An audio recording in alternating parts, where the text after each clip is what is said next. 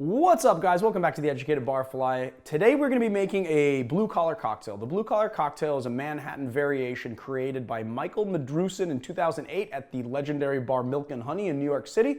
And actually, it is said that Mr. Madrusan was that he was creating either a liberal cocktail or a Brooklyn cocktail, and he fudged it and he sort of incorporated both the ingredients for the liberal and the Brooklyn together, and he came up with this cocktail. So it was just like a mistake that he made at the bar. But as you can see, sometimes mistakes pay off and they are happy accidents.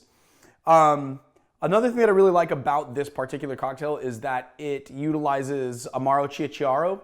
So Amaro CioCiaro is an Italian Amaro.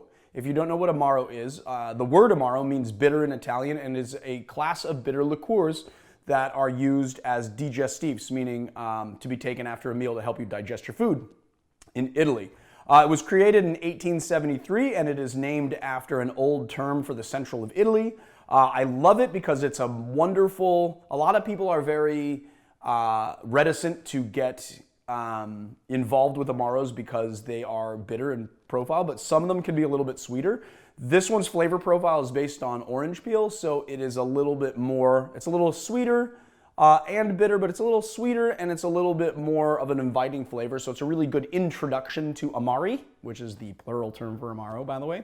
And I think that you guys should really do it. I love Amaro CioCiaro. It also is said that a lot of people use the CioCiaro as a substitute for McElhone, which is not available in the United States. All right, that's enough. Let's get into this drink.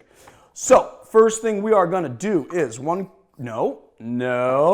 thing we're going to do is our bitters. So we're just going to do 2 dashes of Angostura, 2 dashes of orange. As you can see, I dashed 4 times. It's a bitters dasher from Japan, which has a really measured dash. And so basically 2 of these equals 1 for the Ango bottle in my estimation. That's why you saw me do 4.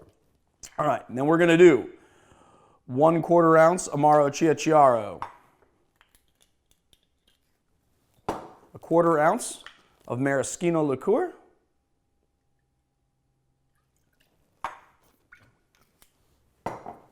Half an ounce of Sweet Vermouth. And then a full 2 ounces of rye. Today we are using Old Overholt rye. As you guys know, this is my workhorse rye. It is one of, if not the oldest distilled whiskey in the United States, or continuously distilled whiskey in the United States. It is wonderful, it is quality, and it is pretty low cost, so it's nice to keep around. It's something that you can readily replace without feeling like, oh man, I gotta replace that now. All right, then we're just gonna add our ice. I like to put the little pieces in first. You know that I like to do a little crack.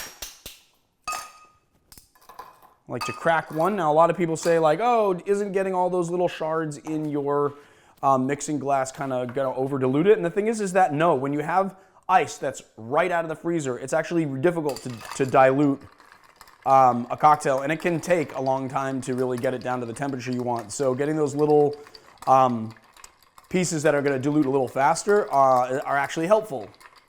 You don't always want to do it. You have to really look at the type of ice and kind of use your judgment about the type of ice that you're using and exactly how long you stir. It is largely an experience and judgment call, but you know, honestly, not something that people mess up that much.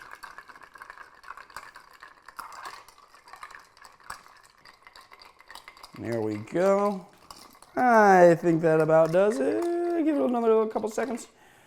And as you can see, I'm trying to match my gear from Barfly. I think it is really important, especially if you're professionally bartending, to have beautiful gear, because when people come to you to the bar, they're kind of expecting not just a great drink, but also a little bit of a show. So, you know, you're part of that show, serving good hospitality, but also having beautiful tools is really important. And I am so glad that we're sponsored by Barfly mixology gear, which actually provides us with some nice, beautiful tools. Now we're gonna strain our cocktail.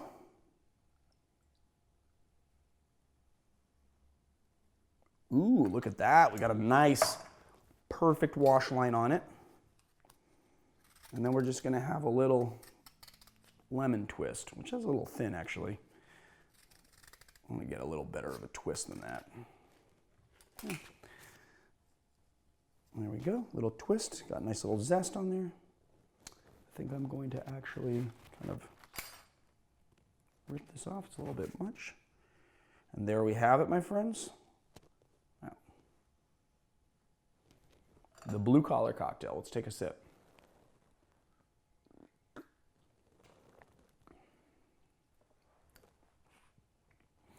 You know, you can always tell a perfectly balanced cocktail because it is exactly the sum of its parts. And what I mean by that is that you can taste the CioCiaro, you can taste the Maraschino, you can taste the Koki, kind of all on its own and all together at the same time, and you can taste the rye in there as well. And it is both, you are both able to pick out those flavors at the same time, but then also, you know, sort of experience the thing as a whole, if that makes sense. You know, the lemon on top of there gives it like a nice sharp bite. You've got that orange kind of bitterness from the Amaro CioCiaro, the dryness of the Maraschino Liqueur. I'm going to say, like, this is a pretty genius mistake for someone to make. So there you have it, my friends. I'm going to turn this your way and sort of present it to you.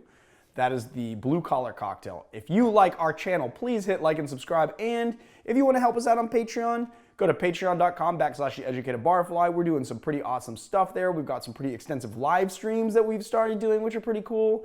And a lot of good, great perks. So you guys should go check it out. Anyway, I'll see you guys next time.